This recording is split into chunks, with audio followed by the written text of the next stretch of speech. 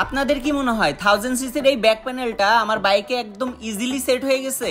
আরে না রে ভাই, এইটা লাগানোর জন্য আমার বাইকের প্রায় পিছনের অর্ধেক চেসিস কেটে ফেলতে হয়েছে। তো এখন যেহেতু মডিফিকেশন করতেছি তাই এত কিছু চিন্তা করা যাবে না। তো আশা করি আজকের এই ভিডিওটা আপনারা প্রচুর প্রচুর প্রচুর পরিমাণে শেয়ার করবেন, কারণ এইটা শেয়ার না করলে যারা এটা নিতে চাচ্ছে তাদের হয়তো একটা ভুল ধারণা থেকেই যাবে। আর ভুল ধারণাটা ঠিক এই রকমের যে আমি এটা বাহির থেকে নিয়ে আসলাম আর নিয়ে আসার পর আমার স্টক বাইকে যেটা আছে সেটা খুলে জাস্ট এইটা বসায় দিলাম, এরকমটা কিন্তু কখনোই হবে না। আবার এমনও হইতে পারে যে আপনি আর কখনো পিছনে কাউকে তুলতেও পারবেন না। তো যেহেতু এই ব্যাক প্যানেলটা আমি সর্বপ্রথম বাংলাদেশে নিয়ে আসছি এবং আমার বাইকে ইনস্টল করছি, তো এইটা বলার পর আপনাদের সবারই আমাকে নিয়ে একটা বড়সড় ভুল ধারণা আছে যে কিরে ভাই এই জিনিস তো অনেক আগে থেকেই আমাদের বাংলাদেশে আছে, তাহলে এই ছেলে এতদিনে এই কথা বলে কেন? আর আমি এই কথা এই জন্যই বলি, আপনাদের দেখা এই জিনিস আর আমার নিয়ে আসা এই জিনিস কোনোভাবেই সেম না। আপনাদের দেখা এই ব্যাক প্যানেল বাইকে খুব ইজিলি ইনস্টল করা যায়, কোনো কাটাছেড়া করতে হয় না। আর আমার নিয়ে আসা এই জিনিস লাগাইতে গেলে বাইকের প্রায় অর্ধেকটা কেটে ফেলতে হয়। ভুলবশত এখানে একটা ভিডিও রেকর্ড হয়নি, প্রথমে 8 ইঞ্চি কাটার পরেও টেলটা আমাকে আরো 4-5 ইঞ্চি কাটতে হয়েছে, এই জন্য ছবির মাধ্যমে দেখাই দিলাম। তো আজকের এই ভিডিওটা মূলত আপনাদের কনফিউশন দূর করার জন্য যে V3 তে এই জিনিসটা কিভাবে ইনস্টল হয়, কতখানি কাটতে হয়, কোন জিনিসটা কাটতে হয়, এক্সট্রা এখানে কি কি ইনস্টল করতে হয়, কিভাবে পিছনের একটা ছোট চ্যাসিস বানাইতে হয়, সবকিছু আমার এই ভিডিওতে আমি সুন্দরভাবে দেখাই দিব, আবার বুঝাইও দিব। তো অবশ্যই ভিডিওটা সম্পূর্ণ দেখার ট্রাই করবেন, যাতে পরবর্তীতে কেউ যদি আপনারা এটা নিয়ে আসেন তাহলে খুব সহজে যেন আপনাদের বাইকে এটা আপনারা সেট করতে পারেন। তো ঠিক আছে, আর বেশি কথা না বলে ভিডিওটা শুরু করা যাক। তো আপনারা যদি 1000 সিসির এই ব্যাক প্যানেলের নিচের অংশটার দিকে খেয়াল করেন তাহলে নিচের দিকে দেখবেন অনেক পরিমাণ জায়গা, বাট উপর দিকে কিন্তু অনেক চিকন, মানে সরু একটা লাইন। এখানে কিন্তু কোনো জায়গা নাই বললেই চলে, মানে যেটুকু জায়গা আছে ওইটুকু জায়গা মোটামুটি বসার মতো না। মানে কোন রকম দুইটা বাঁকা পাইপ আপনারা এটার মধ্যে ঢুকাইতে পারবেন, আর পাইপগুলো কিন্তু একদম ছোট হইলে হবে না, অন্তত পক্ষে 12 থেকে 14 ইঞ্চির দুইটা মোটা রড পাইপ লাগবে।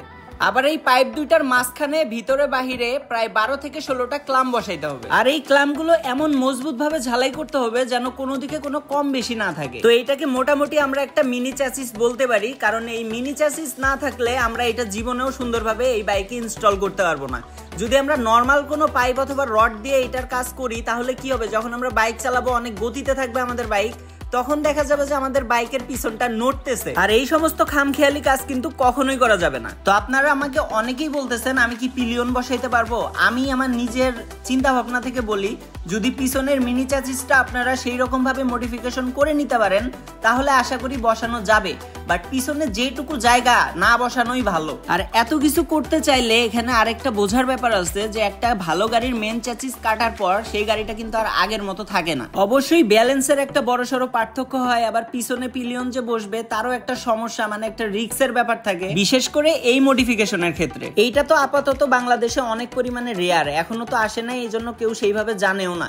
কিন্তু বাংলাদেশে যে সমস্ত টেলগুলো অ্যাভেলেবেল, মানে যেগুলো বাংলাদেশি, ইন্ডিয়ান, এমনকি মালয়েশিয়া থেকে পর্যন্ত নিয়ে আসা হয়, ওইগুলোর জন্য কিন্তু গাড়ির চেসিস একদমই কাটতে হয় না। এগুলো আপনি V2, V3, V4M আরামসে লাগাই দিতে পারবেন, মানে কোনো কাটাছেড়া বাদেই, কেননা এই ব্যাক প্যানেল গুলো এইসব গাড়ির জন্যই বানানো। বাট আমি যেটা নিয়ে আসছি সেটা হচ্ছে হায়ার সিসির একটা টেল, যেটা শুধুমাত্র 1000 সিসি বাইকের জন্যই বানানো। এখন ওই জিনিস যদি আমি V3 তে লাগাইতে চাই তাহলে অবশ্যই আমাকে চ্যাসিস কাটতেই হবে। আর ভাই আপনারা বলতেছেন দেখতে সেম জিনিস, এই জিনিস আগে থেকেই বাংলাদেশে আছে, বাংলাদেশে যদি থেকে থাকে তাহলে এতদিন কাউকে গাড়ির অর্ধেক চ্যাসিস কাটতে দেখলাম না কি জন্য। তো যাই হোক, কোনো ব্যাপার না। এখন একটা কথা আসবে যে মিনি চ্যাসিসটা কি কমপ্লিট হয়ে গেলেই সবকিছু হয়ে গেল? না না না না, এতটা সোজা কখনোই না। এখানে তো শুধুমাত্র নিচের কাজ শেষ হইলো, এখনো উপরের কাজ অনেক বেশি বাকি, কেননা উপরে যে সিট ক্রাউনটা আমরা লাগাবো ওইটা সেট করার জন্য উপরে আরো কিছু ইনস্টল করতে হবে। আর অবশ্যই এইটাও আপনাদেরকে বলে দেই, বাংলাদেশের যে সিট ক্রাউন গুলা পাওয়া যায় ওগুলা কিন্তু একটা পার্ট, আর আমার এই ক্রাউনটা যেটা আমি নিয়ে আসছি এটা কিন্তু প্রায় 3-4টা পার্ট, এক কথায় একদমই আলাদা আলাদা পার্ট, আবার এর সাথে এক্সট্রা একটা ক্লামও দেওয়া থাকে, যার জন্য এটা কখনোই নড়াচড়া করে না, একদম ফিট ভাবে সেট হয়ে যায়। এমনকি ভিতরে রাবারের মতো একটা বক্স থাকে, আর এটা নাটগুলো ঠিক এটার মুখের নিচের দিক দিয়ে সেট করতে হয়। বিশ্বাস করেন আপনারা, একটু কম বেশি হইলে এই জিনিসটা ঠিকভাবে সেট করা যায় না, এত পরিমাণ কষ্ট হয়।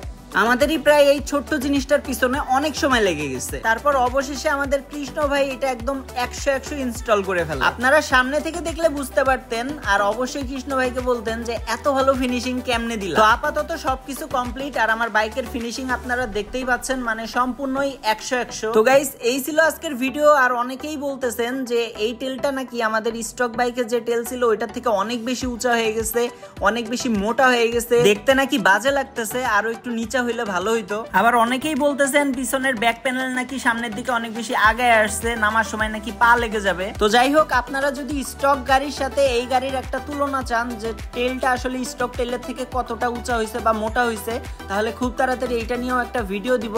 তো অবশ্যই আমাকে কমেন্টে জানাবেন। আর আজকের ভিডিওটা এই পর্যন্তই। যদি ভালো লেগে থাকে অবশ্যই বেশি করে শেয়ার করবেন। তো সি ইউ গাইস, আল্লাহ হাফেজ।